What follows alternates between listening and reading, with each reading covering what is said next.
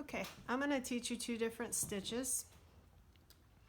And when we're sewing, let's say a little pillow or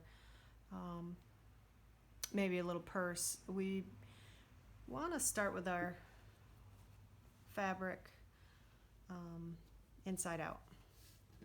So both sides have the inside facing out. I'm going to show you these stitches on fabric, but you're going to practice them on styrofoam first. When you sew, you want to make sure that you have both pieces together when you're stitching, not just, have them come apart and be stitching through just one piece. So the first one I'm going to show you is called the running stitch. So we want to pull our needle through and make sure we pull all the way to where the knot is, and then we go back down, and we want our stitches to be pretty small. If you make really large stitches because you're in a hurry and you want to finish it today, and it's just not going to look good. It's the stuffing will be coming out or it'll fall apart. You really need your stitches to be close together and small. So then I can look underneath and see where I need to go back through near this stitch. Okay. Again, I'm pulling all the way till there's nothing hanging out on the other side. Back down, small stitch. Okay. And then once you get in the groove,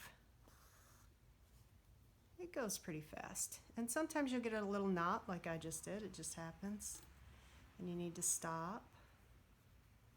And usually you can unravel it.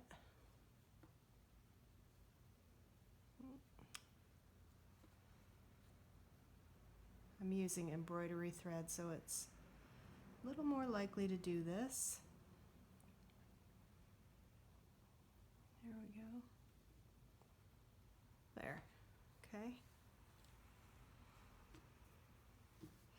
So I would just keep going with the running stitch this way.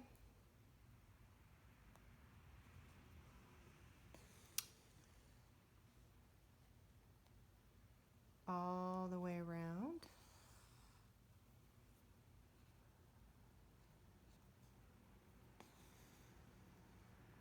Okay, that's what the running stitch looks like.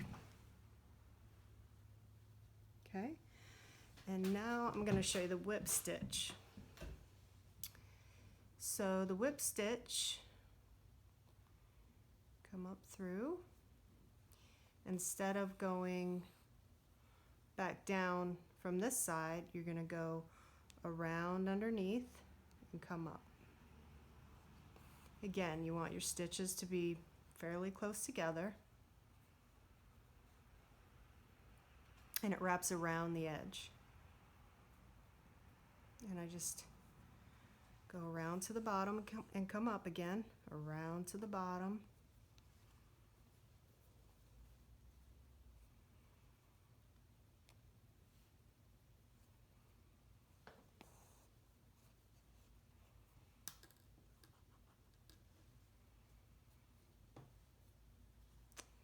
Yeah, this is one to tangle and twist. Okay.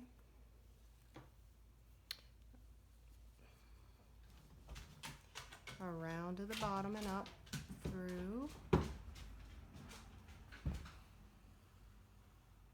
Around to the bottom.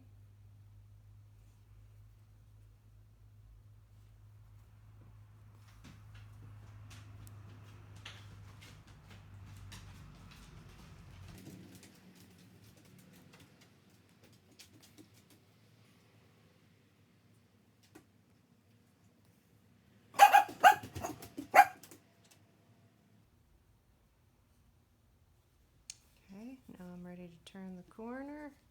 I'm going to go back to the running stitch. When you're sewing, you want to stick with one or the other.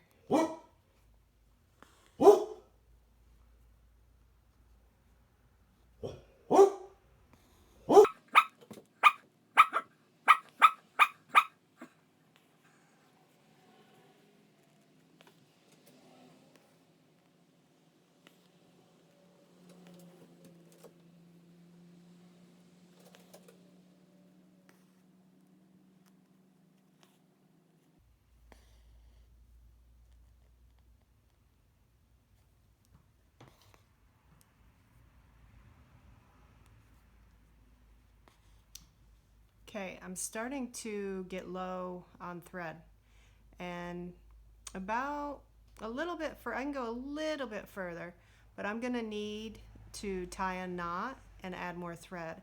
And I need my needle to tie a knot. This is where a lot of kids will cut off the needle and bring me their pillow or whatever they're making and say they need more thread. Well, if we didn't tie a knot, then all that thread they just sewed is gonna come out. So what we're gonna do is use our needle, like I said, and I could go a little further, but I'm just gonna go ahead and show you. I'm gonna go back to the last stitch here, go through it with the needle, and then go through that loop. And I'm gonna do that twice. So you always wanna tie your knots twice when you're sewing so they don't come out. There's my little tiny loop, go through it and tie a knot. And now I can cut that off. If I had my scissors.